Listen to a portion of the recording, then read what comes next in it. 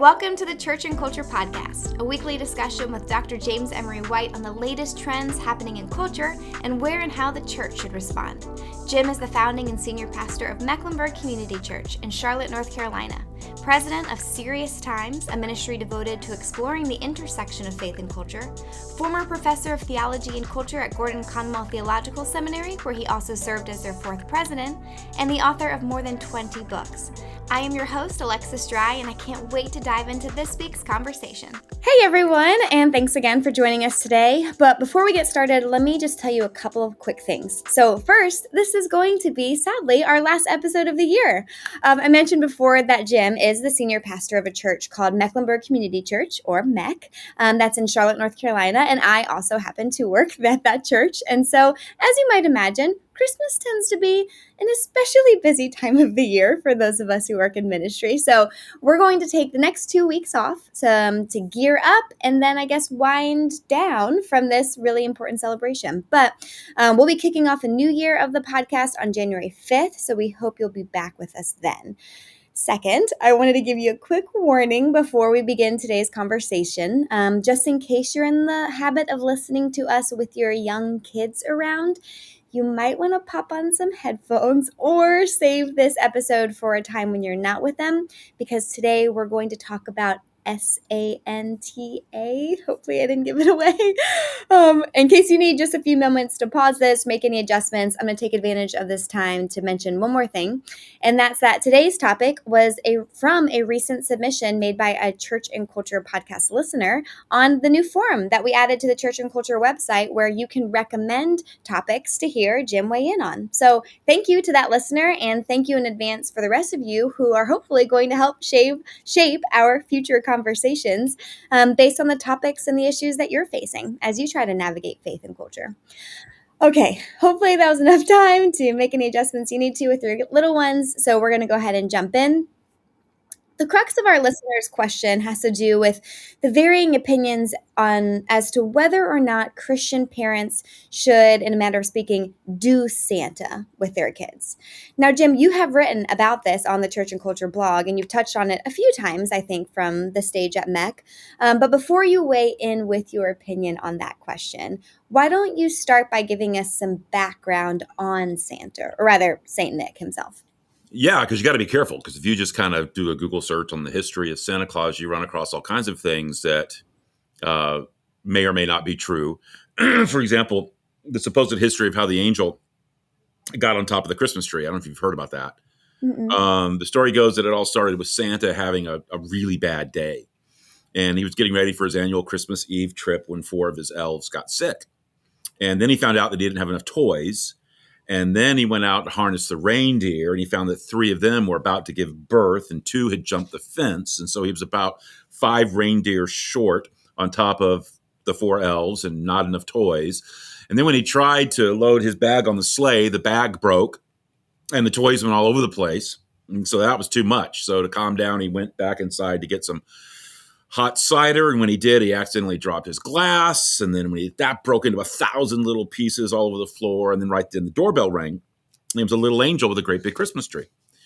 And the angel said, "Merry Christmas, Santa. Here's your tree. Where would you like me to stick it?" The rest is history. Oh, gosh. So that's what you'll find online about Santa and traditions. So let's see if we can do a little better, although that was funny and believable. St. Nicholas was a real historical figure who lived in Turkey, and he died around the year 350. It was a very active leader in the early church and was part of the Great Council of Nicaea in 325, which was one of the most important Christian councils in all of history. Nicholas was known for holiness and for his passion for Christ. He was actually tortured and imprisoned for his faith under the Emperor Diocletian, which is one of the worst Christian persecutions ever. And he was, again, tortured and imprisoned for his faith. He gave almost all of his money away to the poor. And his love for children was incredibly real. One of the stories from his life that we know involved 3 poverty-stricken young girls. In those days, the only way that girls could have a future with a husband is if they had a dowry. A dowry was money that a father would provide so that if somebody married his daughter, she would bring money to the marriage, and that's what made her marriageable. A dowerless girl was very unlikely to ever marry and would often face the worst of situations because she had no other way to fend for herself. This particular father had no dowry, and he was getting ready to turn his three girls over to prostitution. Nicholas found out about it, and he went one night and got 3 bags of gold and threw them down into the house through some type of chimney or opening in the house. And he gave 1 bag of gold for each daughter to serve as a dowry for them so that all 3 could be married. It was because of this and many other acts of charity toward children that he actually became the patron saint of children. Over time, this led to the tradition of children being given presents in his name. The problem was that the children had trouble saying his name because St. Nicholas had so many syllables in it. And so it soon became Saint, instead of St. Nicholas, it became St. Clis, St. Claus, and then later Santa Claus by the Dutch. Simply put, though, St. Nicholas was a wonderful Christian man, one of the true heroes of the faith, and all things Santa can and should be deeply spiritual in nature as a result. And so I'll go on record right off the bat and kind of setting a tone for my own thoughts. Santa isn't the problem. It's how I think we've stripped him of his story. We've stripped him of his sainthood and what drove his life.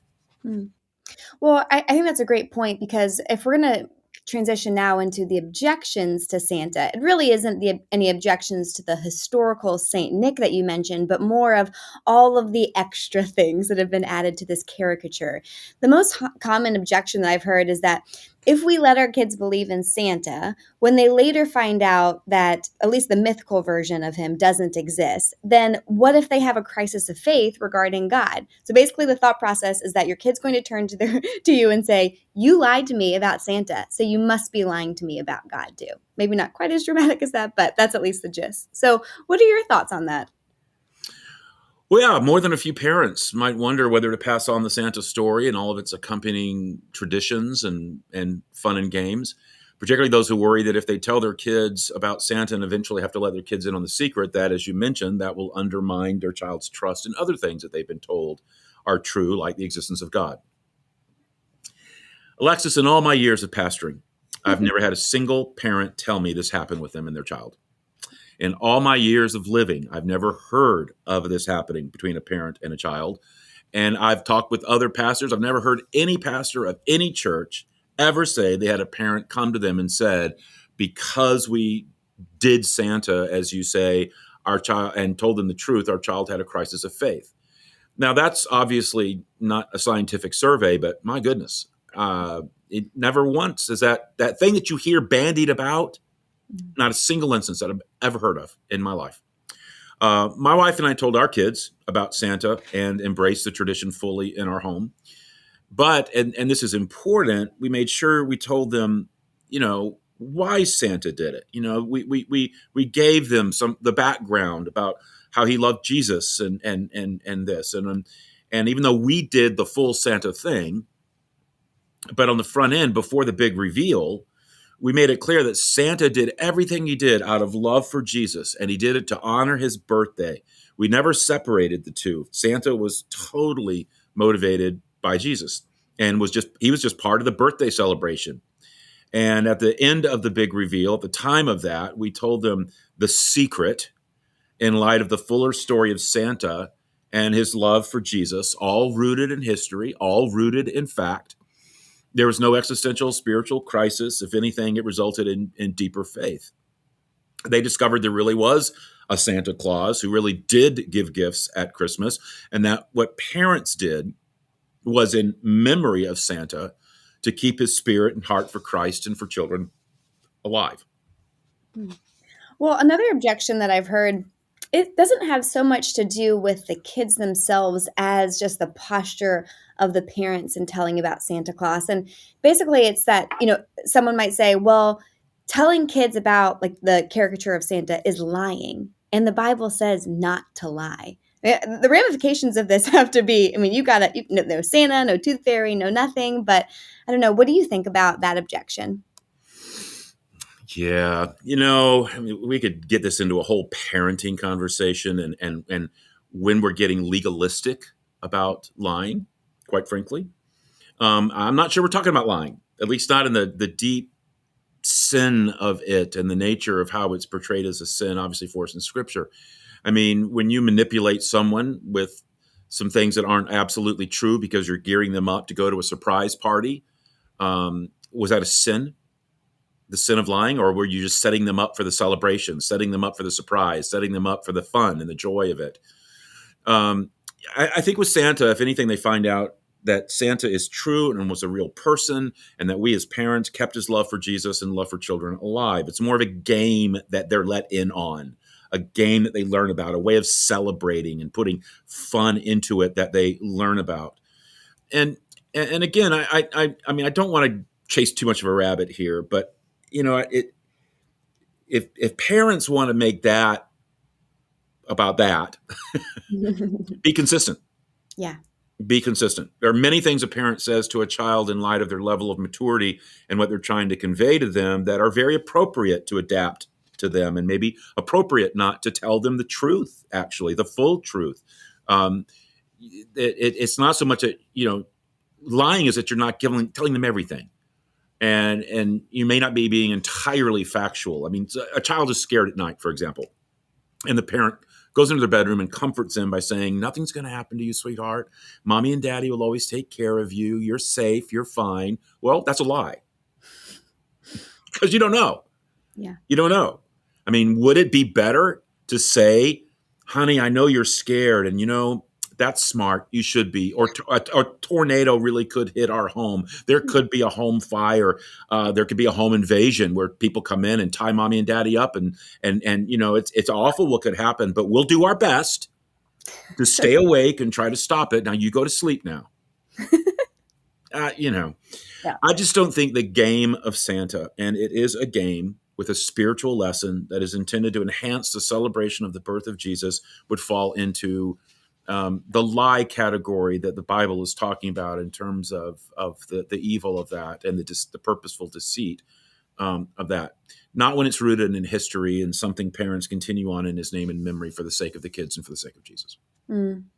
Well, I'm definitely checking with you so far. I mean, I'm all for imaginative play in kids and really cultivating that. But, in my own experience with my kiddos, I wonder if there might be a reason to pause and consider exactly how much of the modern Santa narrative that we embrace, like how much of it is really necessary. Like, for example, there's the idea that Santa, or more recently, his elf on the shelf, is always watching to see if your kids are being naughty or nice. And I could be overreacting here, so show me some grace. But I do feel like that does elevate Santa to this kind of level of God in terms of this, he has omniscience. He's able to be everywhere all time. And then I worry about, is this kind of cultivating a works righteousness fear in my children? Christmas is truly about a God of grace. And so to think that we're teaching our kids that, they're being watched and that their gifts are going to be based on their deeds, or I don't know. Am I overthinking this? Yeah. Okay. Yeah, again, I mean, I hear you. But I don't know of a single child who had experiencing Santa a takeaway from an adult consideration of grace or equating God with Santa. They may have a warped theology of God that's Santa-like as they get older, but that's not Santa's fault. Particularly if the true story of Santa was told, if that really was the background and the context. Rather than worry about existential theological crisis, think of the magic of it all and how important that is to a child. For example, I love the way Father Christmas is woven into C.S. Lewis's The Lion, the Witch, and the Wardrobe, and was a part of that whole story. Or even the way the magic of it was famously portrayed by Francis Church. And when I say that name, people may not know who I'm talking about, but I think when I tell you the story, you will. It was back in 1897. There was a coroner's assistant who lived in Manhattan. His name was Philip O'Hanlon. And he had an 8-year-old daughter named Virginia. And she asked whether Santa Claus existed. And he suggested that she write the newspaper, which was the Sun, the prominent New York City newspaper at the time, because they had a saying, if you see it in the sun, it's so. And so one of the paper's editors, a guy named Francis Church, replied to this little 8-year-old girl's letter in an editorial that he's just simply titled, "Is There a Santa Claus?" And, more than a century later, it's still the most reprinted editorial in any newspaper in the English language. And knowing we were going to talk about this, I brought part of it because it's just so beautifully written. He says, "Yes, Virginia, there is a Santa Claus. He exists as certainly as love and generosity and devotion exist. And you know that they abound and give to your life its highest beauty and joy. Alas, how dreary would the world be if there were no Santa Claus. It would be as dreary as if there were no Virginias.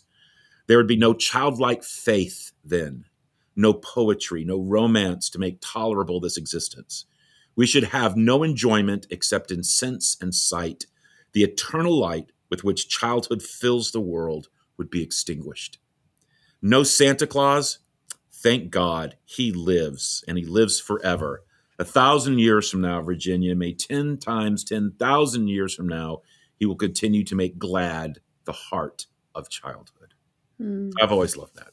Yeah. I know you've mentioned that in a blog before, so we'll be sure to put that in the show notes in case anybody wants to read more of that. Well, I mean, kids have been celebrating Santa for a very long time. And I feel like this conversation about whether we should do Santa or not is more of a recent conversation, at least to the intensity that it's now being considered by Christian parents. What do you think is behind all of this? Like, why do you think Santa is all of a sudden on the chopping block? Well, I don't think he is for the majority, but I think you're right. I think there is something, and there's some crazy stuff going around, and I don't mind calling it crazy, like that Santa is an anagram for Satan. Just change the letters around, and it's like, no, Santa stands for saint. I mean, it's like you don't even know the history of this. Like it was like, and literally, what's going around is that Santa was invented to be an anagram for this and Satan, and to take Jesus out when he was an actual Christian saint in history. And that's what Santa stood for. So anyway, I think Christian parents are desperate to get everything right. And they wonder about things like Santa Claus. They want to keep the story of Christmas centered around Jesus. But that's where, again, I'm glad we started with the real story. The story of St. Nicholas comes into play. It's as if Christians don't know who he was or what he did. And they wrongly lump him in with all things secular, and as if he somehow is anti-Jesus and takes away from that. And that's just simply not true. His story can add to Christmas and the celebration of the birth of the Christ child. Well, can you talk about that a little bit more? Because, I mean, based on what you just said, there is a way to keep Santa in Christmas with either alongside kind of the mythical version of him or, I don't know, kind of to complement each other. How do you imagine that dynamic? Well, I went through that dynamic with 4 kids and now 15 grandkids. So it's not theory for me. Tell the story of Santa that is more closely tied with the real story. Even if you keep some of the fun and games and magic into it, you can still keep it rooted in why he does it. Make it clear that Santa and the birth of Jesus are tied together, that Santa does what he does because he loves Jesus. And one of the ways we did this was by having things that linked Jesus and Santa in the minds of our kids. And one of the ways we did that, we had a large kneeling Santa figurine that was part of our home decor that we owned even before we had children. A kneeling Santa, if people haven't seen one, is a figurine of Santa kneeling before in prayer the Christ child in the manger. It's very dear to us. When Susan and I were just dreaming about having children, when I was in graduate school, we saw this limited edition kneeling Santa ceramic in a store, and I had never seen that depiction before. I'd never seen that brought together like that. But it captured what we wanted Christmas to be like with our children in light of upholding, the Santa fun. We didn't have much money, but as soon as we saw it, we knew we wanted to have it for our family. Yet it was more than $100, and for us back then, that might as well have been $1,000. It was just a lot of money. And so we asked the store manager if we could somehow put it on layaway. And he was gracious. It took us 6 months. We made every little payment we could until it was ours. Many years later, not to mention, as I said, 4 kids, 15 grandkids later, our kneeling Santa is still precious to us, a centerpiece in our home. But that's not all. There's so many other ways to even of having all of this work for you. For example, Santa is so tied with giving and getting. And so we wanted to keep the giving nature of Santa front and center, not just the getting of things from Santa. And we did this in a couple of ways. One of them helped us put what we give and get in its place, and the other one ensured that when it comes to what giving at Christmas is all about, we didn't lose sight of our giving to Jesus. Here's the couple of things that we did, two of many. First, to put what we get and give in its place, we decided that all of our presents together as a family, I'm not talking about what Santa brought on Christmas morning, but the gift exchange among us on Christmas Eve would be bought at the dollar store and would never go beyond what you could get at the dollar store. Early on, that was a way of turning very young kids loose in a store where they could shop and get whatever they wanted. And it was fun. But it didn't take us very long to see that it could be a lot more than that and last longer than that little phase of life. That it isn't about, getting, it's about giving. It's about remembering what a gift his life was and is, and how the only way to respond is with gratitude and generosity. So we give at Christmas and to each other, but without letting it be driven by the things themselves. And it's one of our funnest traditions. For years and years and years, we did that. And then that's not all. We also made sure that our giving to each other was secondary to our giving to Jesus. And we did that by starting our gift giving with him. Above and beyond our regular level of giving, we give a special above and beyond gift to Christ at Christmas. We started doing that right from the very beginning. And the Bible is very specific about how you do that. He said that when we give to those in need, those who are poor, sick, hungry, thirsty, homeless, without proper clothing, those in spiritual need who have not heard about the message of Christ, those in relational need, the widow and the orphan. And when you give like that through the church of which you are a part, you're giving to him. And you see this in the message of the sheep and the goats, where it said, well, when did we ever see you in need? And Jesus said, when you saw one of the least of these, that was, and you did it for me. You did it to me, or you didn't do it to me.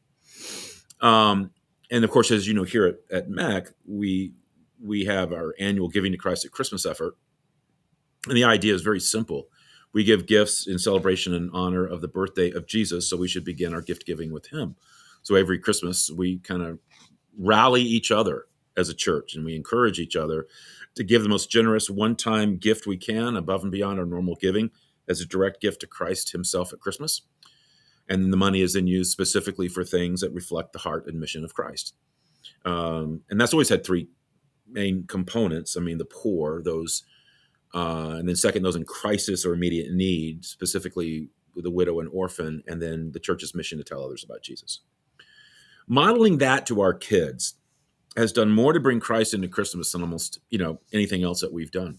And it shapes a child. I remember reading of a family that made a similar commitment like that to support several poor children in Haiti, above and beyond their commitment of well over 10% of their income to their local church. And it meant sacrifice, and their children had to forego some of the things that their friends took for granted. They rode secondhand bicycles, and sometimes their Christmas presents weren't the latest and most expensive that were available. One Christmas, this man took his family to Haiti to see what their giving had done, and to meet the 5 children that their sacrifice had cared for and provided for. Arriving late in the afternoon, they met the children standing in front of the school building, and they'd been standing there since early that morning waiting to see the Americans who had loved them so much with their gifts. And as soon as their Jeep stopped, those 5 children raced to the Jeep. They began to embrace and cry and weep with all this joy and gratitude. And after a day like they had never had before, this American family got back into their Jeep, headed home. And on their way to Port-au-Prince, the capital city of Haiti, the 2 American children sat in silence the whole way, didn't say anything. And the father finally asked, then what was wrong? And they said, oh, nothing's wrong. The daughter said, she said, I was just thinking that there is nothing we could have done with our money over the last 10 years that would have made me happier than we are right now. So That's beautiful. Gosh. Well, as my last question, for families who do embrace the imaginative side of Santa, do you have any advice as to when or how to have the conversations with them as their kids get older about Santa in a way that doesn't promote any kind of distrust in God or faith in general? yeah, I mean, it happens so naturally with children that just as they age and as they grow. I mean, they're asking you. You don't have to sit down and tell them. But at the appropriate age, we when our children asked and they started asking us questions, we told them the truth. That's we told them the fuller story of Saint Nicholas and how we as parents kept it alive because of Santa's love for Jesus and his love for children. 90% of the time, your child will be the one to ask you about it. Every now and then, you have a child that if you don't tell them, they'll be 18 years old and looking for Santa. But my wife was that way. They had to tell her because she just kept on. But your child will tend to ask you about it, either because some other child tells them that it's not true, which is always so annoying to parents, or because they just start to figure it all out, or they just stumble on a bunch of toys that were meant to be hid, and they start putting it together. But I got to tell a funny story. I got to tell this on my two sons. We had bought them a couple of Santa gifts and had hid them in a closet in our bedroom, and we had done it a little kind of early for that, and we forgot about them. But our boys around Christmas time sneaking around trying to find where the presents were, and then they found these two things that they had wanted so bad and had asked for months earlier, and didn't say anything because they couldn't say anything that they'd been sneaking around. Well, Susan had forgotten about them. Christmas Eve comes, so they don't get those presents. Christmas morning comes, they don't get those presents. And they couldn't say anything. They were about to die. And like about 2 or 3 months later, we stumbled on those presents, and we gave them to them. They said, "Whew, we've been keeping this inside," and always going back and checking. They knew where it was. So anyway, served them right.